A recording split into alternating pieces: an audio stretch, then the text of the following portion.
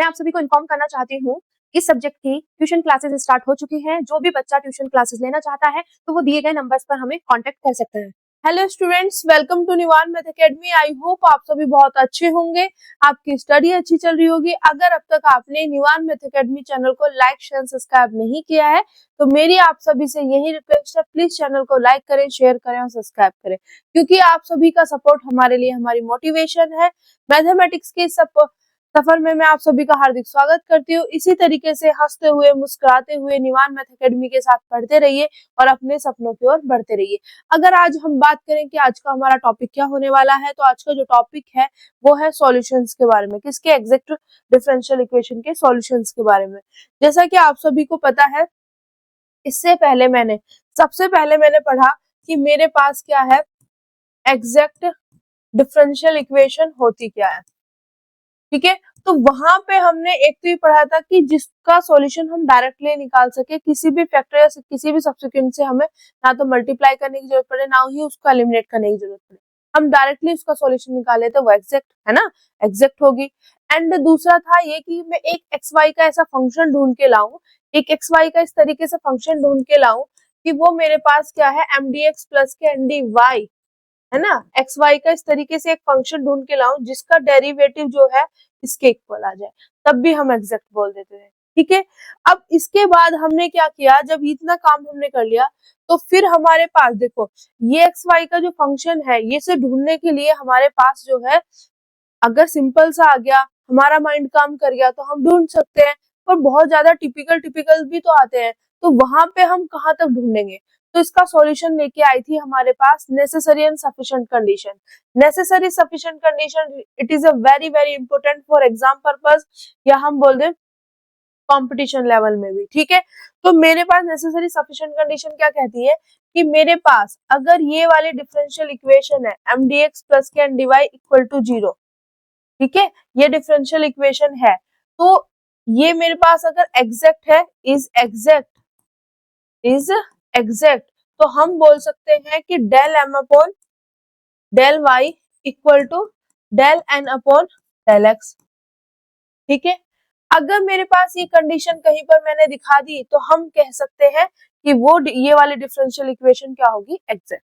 ठीक है, तो यहाँ पे नेसेसरी सफिशिएंट कंडीशन मैंने आपको अच्छे से करा दी थी, पर बात आती है कि चलो ठीक है ये एग्जैक्ट है, पर हम इसका सॉल्यूशन कैसे निकालें, वो भी तो बात करेंगे। ये तो सिर्फ ये बताने के लिए होगी कि ये एग्जैक्ट है तो वो है तो एग्जैक्ट है, पर हम इसका सॉल्यूशन निकालें तो वो किस तरीके से निकालेंगे। तो सॉल्यूशन देखो, अब इसका डिस्कस करते हैं। जो हमारे पास थ्योरम का प्रूफ था उसी के अंदर इसका सॉल्यूशन है। तो देखो, लास्ट में आपने देखा होगा हमारे पास जो है सॉल्व करके ये आया था, क्या आया था, मेरे पास लास्ट में आया था ये एम डी एक्स प्लस के N D Y, M D X plus के N D Y equal to this, आया था या नहीं आया था। इसी के हेल्प से हम इसका सॉल्यूशन यहाँ पर निकालेंगे। अब कैसे निकालेंगे वो देखो ध्यान से। तो यहाँ पर हमारा सबसे बड़ा मतलब जो टारगेट है वो ये है कि भाई सॉल्यूशन किस तरीके से निकालेंगे, आज के लेक्चर का जो टारगेट है। अब देखो, इसके सॉल्यूशन के बारे में हमारे पास यहाँ पर ये आया हुआ भी है कुरुक्षेत्र में। ठीक है, तो इसको ध्यान से समझना। अब solution of an exact differential equation, मैंने यही बात की, हम सॉल्यूशन की बात करेंगे। तो देखो यहाँ पर मेरे पास क्या होता है, अगर डिफरेंशियल इक्वेशन मेरे पास क्या है, एग्जैक्ट है, एम डी एक्स प्लस के N D Y equal to 0, अगर ये मेरे पास एग्जैक्ट है तो मेरे पास एक्स वाई का एक फंक्शन इस तरीके से एग्जिस्ट करेगा जिसका डेरिवेटिव जो है इस पोर्शन के इक्वल होगा। यही था। अभी हमने क्या देखा इस वाली थ्योरम में कि हमारे पास वो जो फंक्शन है वो ये है। आगे बात समझ। तो यहाँ पर हम क्या करेंगे, सॉल्यूशन की बात हम तब करेंगे जब मेरे पास क्या है, ये गिवन डिफरेंशियल इक्वेशन एग्जैक्ट होगी। जब तक ये एग्जैक्ट नहीं बनेगी तब तक हम सॉल्यूशन की बात नहीं कर सकते। ठीक है, तो सबसे पहले हमें इसको एग्जैक्ट करना होगा, उसके बाद ही। तो जो पहली एक्सरसाइज है आपकी वो एग्जैक्ट से रिलेटेड है, इससे अगली वाली जो है वो नॉन एग्जैक्ट से। ठीक है, तो यहाँ पे मेरे पास ये एग्जैक्ट है, इतना फंडा क्लियर हो गया। ठीक है, तो अगर एग्जैक्ट है तो हमारे पास एक फंक्शन एक्स वाई का इस तरीके से आएगा कि उसका डेरिवेटिव जो है वो इस पूरे पोर्शन के क्या होगा, इक्वल होगा। ठीक है, दिखना चाहिए प्रॉपरली। आगे बात समझ। अब ये फंक्शन हम कहाँ से लेके आए, जो हमने ये प्रूफ करा था यहां से, ये फंक्शन मतलब पूरा का पूरा यही उठा के रख दिया। क्लियर कि मेरे पास क्या है, गिवन डिफरेंशियल इक्वेशन क्या है, एग्जैक्ट है, देन तब हमारे पास by the definition of exact X Y का इस तरीके से एक फंक्शन आएगा जिसका डेरिवेटिव इसके इक्वल होगा। अब ये वाला फंक्शन जो है हमने पूरे का पूरा जो पीछे यहाँ पे प्रूफ किया है वहां से हमने लिया है इसका सॉल्यूशन निकालने के लिए। ठीक है, अब देखो मेरे पास क्या दिया हुआ है, M D X plus can D Y equal to क्या है मेरे पास 0। तो यहाँ पर इसकी वैल्यू क्या है 0, तो मैं इसकी वैल्यू क्या है 0, तो यहाँ पे इसकी वैल्यू मैं 0 पुट करूंगी तो मेरे पास दिस इक्वल टू 0 आ जाएगा। आगे बात समझ, क्लियर हो गया फंडा। ठीक है, तो हमने कुछ नहीं किया, जो मेरे पास यहाँ पर एक्स वाई का यहाँ पे मेरे पास ये फंक्शन आया जिसका डेरिवेटिव इसके इक्वल है, तो यहाँ पे इसकी पूरे की वैल्यू हमें क्या दे रखी है 0, तो मैंने यहाँ 0 पुट कर दी तो मेरे पास दिस इक्वल टू 0। अब यहाँ पे क्या बैठा है डेरिवेटिव, अब इसको मुझे हटाना है तो डेरिवेटिव किससे जाएगा, इंटीग्रेशन से, इंटीग्रेशन डेरिवेटिव से, डेरिवेटिव इंटीग्रेशन से। पर ये जब जब एक वेरिएबल का देखो डेरिवेटिव वाला पोर्शन तो हो जाता है, पर इंटीग्रेशन वाला हमारे पास तब होता है जब हमारे पास क्या है, मतलब दो वेरिएबल मतलब एक वेरिएबल का फंक्शन है। ठीक है, ये चीज ध्यान रखना। ऐसे जब मेरे पास इंटीग्रेशन होता है और इसका मैं डेरिवेटिव कर रही हूँ तो ये तभी है जब यहाँ पे एक वेरिएबल का फंक्शन बैठा हो। अगर दो वेरिएबल का फंक्शन यहाँ पे वहां पे बैठ गया तो हमारे पास लिबनीज रूल लगता है जो हमारे पास मास्टर में होता है integral equation calculus of variation में। ठीक है, तो वहां पे उसका लिबनीज, हमारा लिबनीज, हाँ लिबनीज रूल है जिसकी हेल्प से हम क्या करते हैं इसको रिड्यूस करते हैं, मतलब इसको पूरा ओपन करते हैं। ठीक है, तो मेन चीज है जब यहाँ पे वन वेरिएबल का फंक्शन बैठा होगा इस केस में तभी हम वो चीज कर सकते हैं। आगे बात समझ, क्लियर। तो ये वाला जो हम फंडा करते हैं ये तभी करेंगे, यहाँ पर वन वेरिएबल का फंक्शन बैठे हुए हैं तो इसलिए हमें मतलब डिफरेंशिएशन में कुछ नहीं है, डिफरेंशिएशन अगर मेरे पास यहाँ पर है तो उसकी इंटीग्रेशन में हमें कोई दिक्कत नहीं है, इसका तो सिंपल फंडा वही है। ठीक है, बट इंटीग्रेशन है, ध्यान रखना, उसका डिफरेंशिएशन में कर रही हूँ, उसका डेरिवेटिव में कर रही हूँ। अगर अंदर दो वेरिएबल का फंक्शन बैठा होगा तो उसको अलग तरीके से डील करते हैं।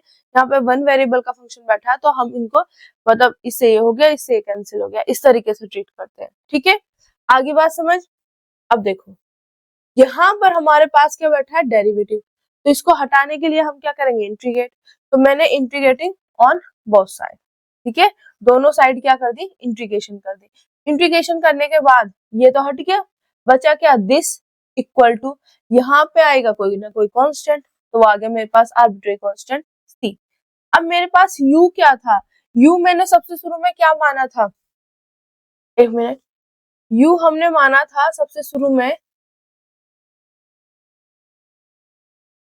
हाँ u माना था this integration M D X, integration M D X. तो यहाँ पर मैं इस u की जगह रख दूंगी यहाँ पे इंटीग्रेशन एम डी एक्स। पर यहाँ पे एक चीज बहुत ज्यादा इंपॉर्टेंट थी, वो क्या थी कि मेरे पास क्या है y को एज ए कांस्टेंट आपने ट्रीट करना है, y को एज ए कांस्टेंट क्या करना है ट्रीट। तो यहाँ पर आप ये चीज लिखोगे जब ये मैंने माना u को तो y मेरे पास क्या है कांस्टेंट की तरह क्या हो रही है ट्रीट हो रही है, कांस्टेंट की तरह क्या हो रही है ट्रीट हो रही है। आगे बात समझ, तो यहाँ पे मैं रखूंगी u की जगह this integration M D X और y as a constant treat हो रहा है, पर इसकी जगह मैंने यहाँ पे ये रख दिया इंटीग्रेशन। अब देखो यहाँ पे एफ ऑफ वाई की जगह ये क्या टर्म लिखी है, एफ ऑफ वाई की जगह ये पूरा का पूरा पोर्शन क्या लिखा है इन्होंने, देखो एफ ऑफ वाई क्या है मेरे पास, कहाँ पर है F of Y, F of Y है मेरे पास एन के अंदर, कहाँ है एन के अंदर, अभी चलते हैं वहां पे। एफ ऑफ वाई है मेरे पास देखो यहाँ पे किसके अंदर एन के अंदर, है या नहीं, तो मेन चीज है ये एन के अंदर है, किसके अंदर है एन के अंदर। अब एन के अंदर है तो ये कैसी टर्म है, ये एक ऐसी टर्म है जो सिर्फ किसका फंक्शन है, ओनली y का, मतलब यहाँ पर ये n में एक ऐसी टर्म है जो x की टर्म को कंटेन नहीं करती है, तो वही चीज यहाँ पे लिखी। यहाँ पर मेरे पास, यहाँ पे n में मेरे पास वो टर्म्स आएंगी जो नॉट कंटेनिंग x, x को कंटेन नहीं करती, x से क्या होती है, फ्री होती है। अब देखो यहाँ पे जब मैंने इसको लिया था तो मेरे पास क्या था, f ऑफ y क्या था, एज ए कांस्टेंट की तरह ट्रीट हो रहा था। तो हमारे पास क्या है, ये चीज ध्यान रखना, जब आप करोगे यहाँ पे इंटीग्रेशन एम डी एक्स, यहाँ पे ये वाला पोर्शन तो समझ आ गया, एफ ऑफ वाई क्या था वहां पे एक एज ए कांस्टेंट, तो यहाँ पे या तो कांस्टेंट आएगा, है ना, पर किस में आएगा, एन में, एन में, एन के अंदर है ना ये, तो एन में जो कांस्टेंट होगा वो यहाँ पे आएगा, या मेरे पास सिर्फ किसके, वाई के फंक्शन, मतलब वाई का कोई भी फंक्शन यहाँ पे आएगा। यहाँ पर मेरे पास एक्स नहीं आता, क्योंकि मेरे पास एफ ऑफ वाई क्या है, या तो मेरे पास कांस्टेंट होगा, ठीक है, या सिर्फ y का फंक्शन होगा। तो यहाँ पे मेरे पास दो ही पॉसिबिलिटी है, या तो यहाँ पे कांस्टेंट प्रेजेंट बैठी होगी, या मेरे पास यहाँ पर ऑन फंक्शन ऑफ y, ठीक है। तो इसका मतलब हम इसको कैसे कह सकते हैं कि n में वो टर्म्स इन n में वे टर्म्स नॉट कंटेनिंग x, जो x को कंटेन नहीं करती है, और पूरा का पूरा portion as it is. This is your solution, ठीक है। तो सॉल्यूशन में हमने किस तरीके से किया, देखो हमारे पास क्या है, सॉल्यूशन हम तभी निकालेंगे जब मेरे पास गिवन डिफरेंशियल इक्वेशन क्या होगी, एग्जैक्ट होगी। अगर एग्जैक्ट है तभी सॉल्यूशन की बात करेंगे। तो एग्जैक्ट के लिए क्या है कि एक्स वाई का एक फंक्शन इस तरीके से एग्जिस्ट करेगा जिसका डेरिवेटिव इसके इक्वल होगा, जो अभी हमने थ्योरम में किया है। अब ये किसके इक्वल है, जीरो, तो दिस इक्वल टू जीरो। अब मेरे को तो सॉल्यूशन निकालना है, तो यहाँ पे डेरिवेटिव बैठा, तो इंटीग्रेशन कर दो, इंटीग्रेशन किया तो इंटीग्रेशन से डेरिवेटिव गायब, तो मेरे पास दिस इक्वल टू यहाँ पे आएगा कोई ना कोई कांस्टेंट, ठीक है।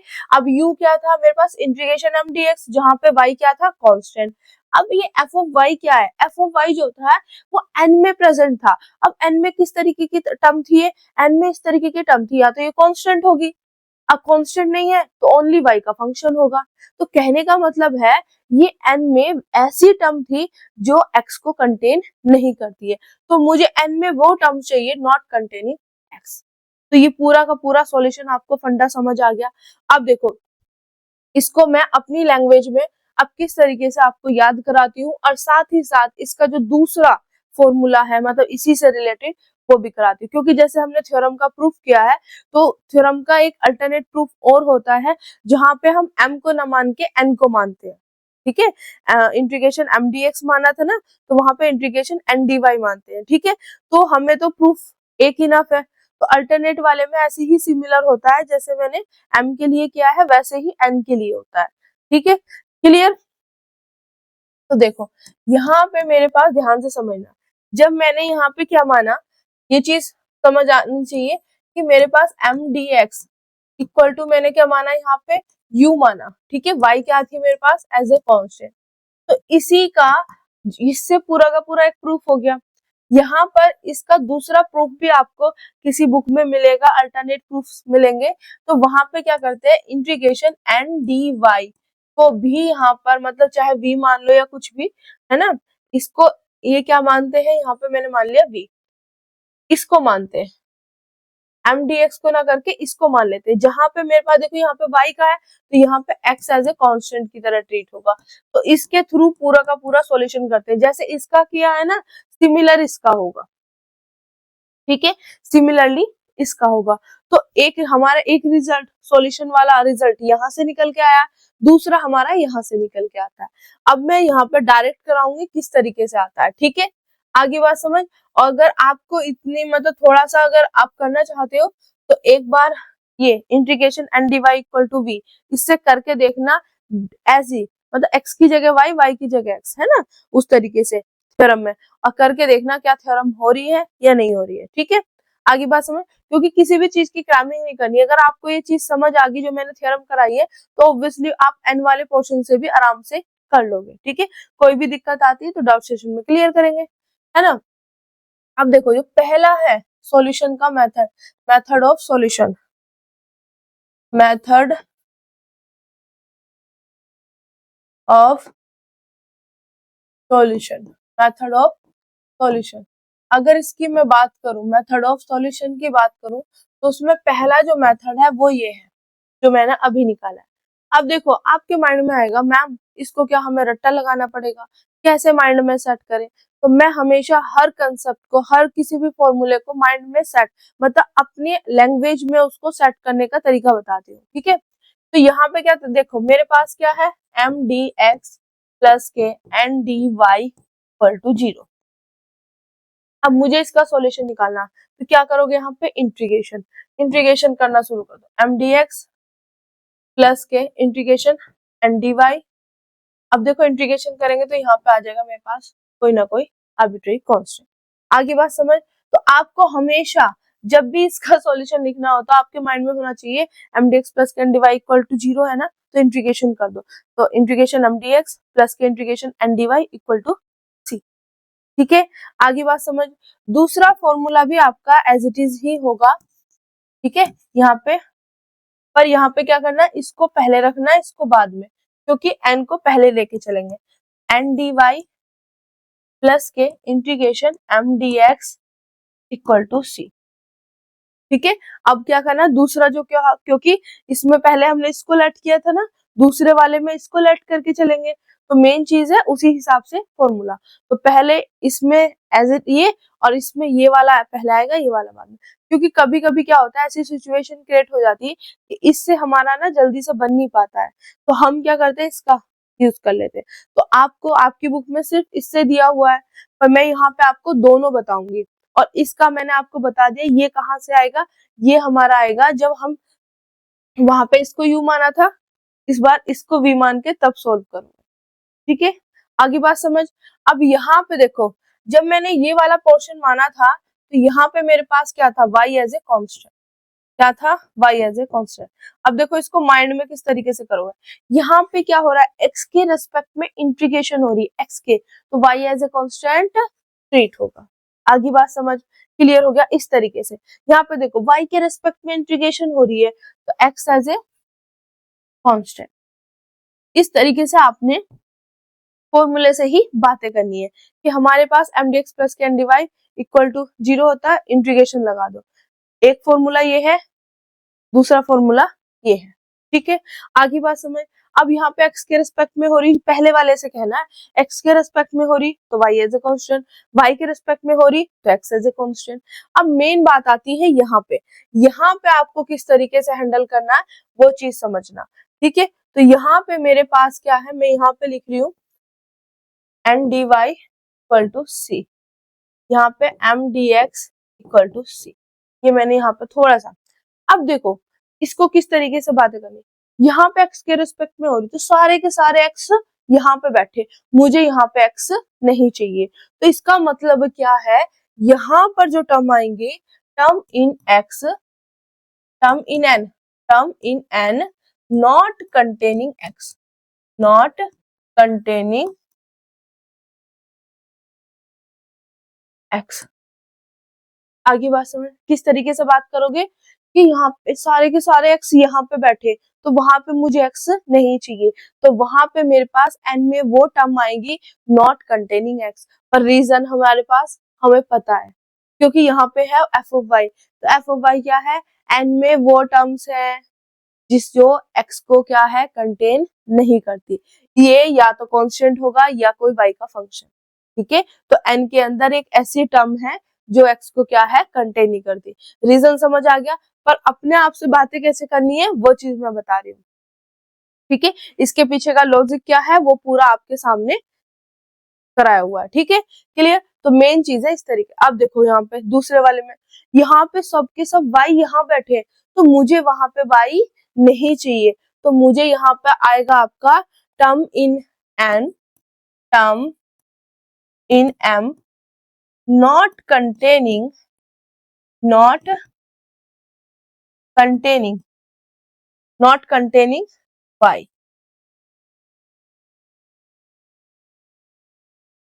not containing y। तो ये चीज समझ आई आपको। देखो सिंपल सा फंडा है, ठीक है। इस वाले पूरे फॉर्मूले का रीजन आपको पता है, जब हम इसकी जगह ये चेंज करेंगे, मतलब इसको मानेंगे v, तो हमारे पास वहां पे निकल के आएगा m, क्योंकि n तो यहाँ से निकल जाएगा, m यहाँ से आएगा। तो m में मेरे पास इस मतलब जो यहाँ पे आएगा वो एक ऐसी टर्म आएगी जो मेरे पास क्या है y को कंटेन नहीं करती, या तो वो मेरे पास कांस्टेंट होगी या फिर कोई x का फंक्शन होगा। ठीक है, क्योंकि यहाँ पे x को एज ए कांस्टेंट करके ट्रीट करेंगे। तो आगे बात समझ, आप इस चीज को इमेजिन कर पा रहे हो कि इसी का अल्टरनेट है ना। तो यहाँ पे अब देखो, दोबारा से एक बार बता रही हूँ, फटाफट देखो, फिर हमारा ये काम खत्म। वर्किंग रूल लिखवाती हूँ और ये फिर इसके एक्सरसाइज क्या नाम है, एग्जाम्पल स्टार्ट हो जाएंगे। तो देखो, सबसे पहले मेरे पास क्या है, mdx प्लस के ndy है ना, मुझे उसका निकालना है इक्वल टू 0, उसका निकालना सॉल्यूशन। तो हम क्या करेंगे, इंटीग्रेशन mdx प्लस के integration ndy equal to c, क्या कोई से में भी। ठीक है, अब दूसरा वाले में क्या, पहले y रखा फिर x, है ना, क्लियर इस तरीके से। अब यहाँ पे क्या है, अगर मेरे पास यहाँ पे x है तो यहाँ पे y as a constant treat होगा, y as a constant treat होगा।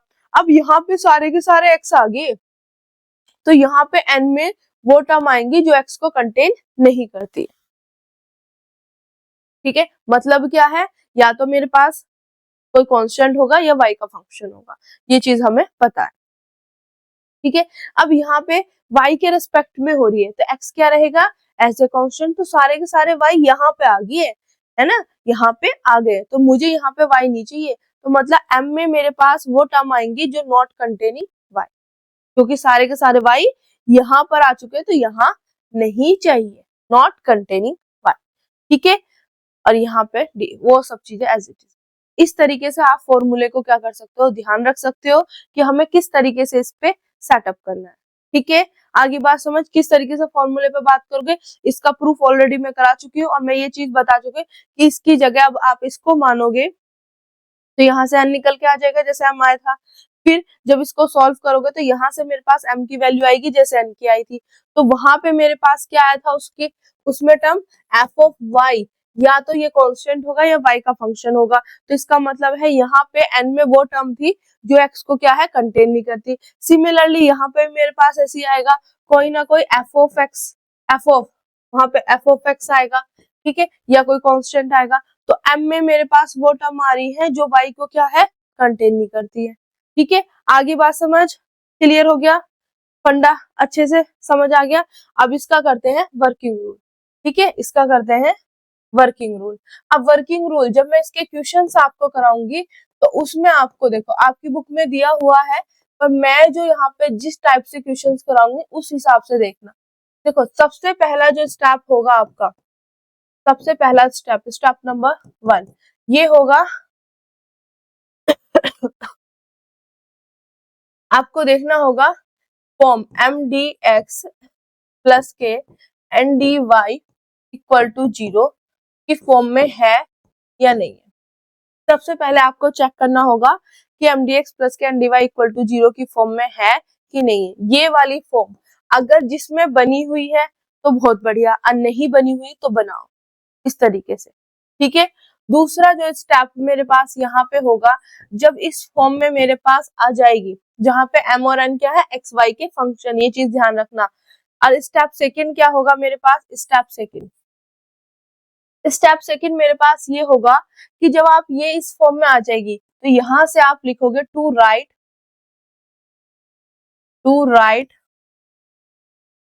m की जो भी वैल्यू है और n की जो भी वैल्यू, यहाँ पे आप क्या है, इनकी वैल्यू को क्या है लिखोगे। ठीक है, स्टेप नंबर जो थर्ड होगा मेरे पास, आप चेक करोगे टू चेक एग्जैक्टनेस कि मेरे पास गिवन डिफरेंशियल इक्वेशन एग्जैक्ट है कि नहीं है। तो उसके लिए आपको क्या करना पड़ेगा, del m upon del Y equal to del n upon del x, क्योंकि हमने अभी देखा है कि एग्जैक्ट, अगर डिफरेंशियल इक्वेशन एग्जैक्ट है तो ये कंडीशन है, ये कंडीशन है तो एग्जैक्ट। तो मुझे एग्जैक्ट चेक करना, तो मैं कंडीशन देख लूं, कंडीशन ट्रू हो गई तो वो एग्जैक्ट है, अदरवाइज नहीं है। अब जैसे ही मेरे पास क्या है, ये एग्जैक्ट आ गई, यहाँ पे ध्यान देना, यस, अगर ये यस हुई तभी हम इसके स्टेप नंबर 4 पर सॉल्यूशन पे बात करेंगे। स्टेप नंबर 4 इसके सॉल्यूशन पे बात करेंगे। ठीक है, तो टू फाइंड इट्स सॉल्यूशन, ठीक है, टू फाइंड इट्स सॉल्यूशन। अब यहाँ पे आपके उसमें मैक्सिमम जो फॉर्मूला यूज किया गया मैं वही लिख रही हूँ। सबसे पहले मैं क्या लिखूंगी यहाँ पे mdx, ठीक है, इंटीग्रेशन प्लस यहाँ पे ndy होगा इक्वल टू मेरे पास c, ठीक है।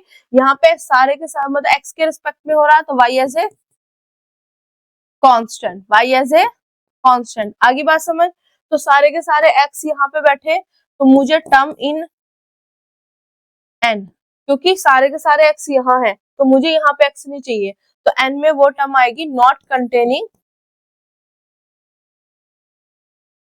कंटेनिंग क्या है मेरे पास x को क्या है कंटेनिंग, ठीक है। तो ये मेरे पास फॉर्मूला आ गया। दूसरा भी मैंने आपको बता दिया, ठीक है। तो ये चीज ध्यान रखना, अगर ये मेरे पास एग्जैक्ट हो जाती है तब हम इसके सॉल्यूशन की बात करेंगे।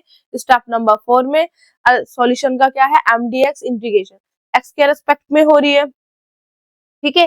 तो x के रेस्पेक्ट में हो रही है तो y एज ए कांस्टेंट। अब सारे के सारे मेरे पास x यहाँ पे है तो यहाँ पे x नहीं चाहिए, तो n में वो टर्म जो x को कंटेन नहीं करती है, ठीक है। और ये चीज हमें पता चल गई कि यहाँ पे f ऑफ y या तो कोई कांस्टेंट आएगा या y का फंक्शन आएगा, ठीक है। क्लियर हो गया, आगे बात समझ, इतना फंडा क्लियर है, किसी को कोई दिक्कत यहाँ तक। अब यहाँ पे हम इसके नेक्स्ट लेक्चर में करेंगे सॉल्यूशंस और सॉरी क्वेश्चंस, ठीक है। यहाँ पे आपके में देखो वर्किंग रूल दिया हुआ है, इन्होंने सीधा क्या बोला कि इस फॉर्म में हो, जो मैंने पहला स्टेप लिखवाया सबसे पहले, फिर उसके बाद m और n की वैल्यू लिखोगे स्टेप नंबर 2 में, फिर थर्ड स्टेप होगा आपका एग्जैक्टनेस की कंडीशन को चेक करोगे, एग्जैक्ट हो गया तब आप उसके सॉल्यूशन की बात करोगे। वही mdx, x के रेस्पेक्ट में तो y एज ए कांस्टेंट, अब सारे के सारे x है तो यहाँ पे n में वो टर्म आएंगे जो x को कंटेन नहीं करते, dy इक्वल टू c। अब दूसरा फॉर्मूला भी मैंने आपको यहाँ पर बता दिया कि दूसरा फॉर्मूला भी आपको किस तरीके से ध्यान रखना है और ये फॉर्मूला कहाँ से आ रहा है। जैसे मैंने ये फॉर्मूला आपको ड्राइव करवाया, सिमिलरली ये फॉर्मूला आएगा। चेंजेस क्या है वो भी आपको बता दिए, तो चेंजेस वाला जरूर करके देखना, इससे ना आपके अंदर एक कॉन्फिडेंस बिल्डअप होगा कि हाँ हम इसको ऐसे भी कर सकते हैं, हमारे समझ में आ रहा है। तो मैं यही तभी मानूंगी जब आप इस वाले पोर्शन को दिखा दोगे प्रूफ करके विदाउट एनी हेल्प, किसी की हेल्प से नहीं, क्योंकि ये चीज आपने अच्छे से समझ लिया तो ईमानदारी से इसको करके देखना है, ठीक है। फिर ये फॉर्मूला वहां से ड्राइव करना। क्लियर, अगर हो जाता है तो जरूर मेरे को भेजना कि मैम देखो ये आपने ये वाला समझाया था तो मैंने ये वाला कर लिया, तो मेरे को भी अच्छा लगेगा कि हाँ बच्चे को बहुत अच्छे तरीके से समझ आ रहा है, ठीक है। तो मिलते हैं अपने नेक्स्ट लेक्चर में विद एग्जांपल्स और क्वेश्चन। मैं आप सभी को इन्फॉर्म करना चाहती हूँ इस सब्जेक्ट की ट्यूशन क्लासेस स्टार्ट हो चुकी हैं। जो भी बच्चा ट्यूशन क्लासेस लेना चाहता है तो वो दिए गए नंबर्स पर हमें कांटेक्ट कर सकता है।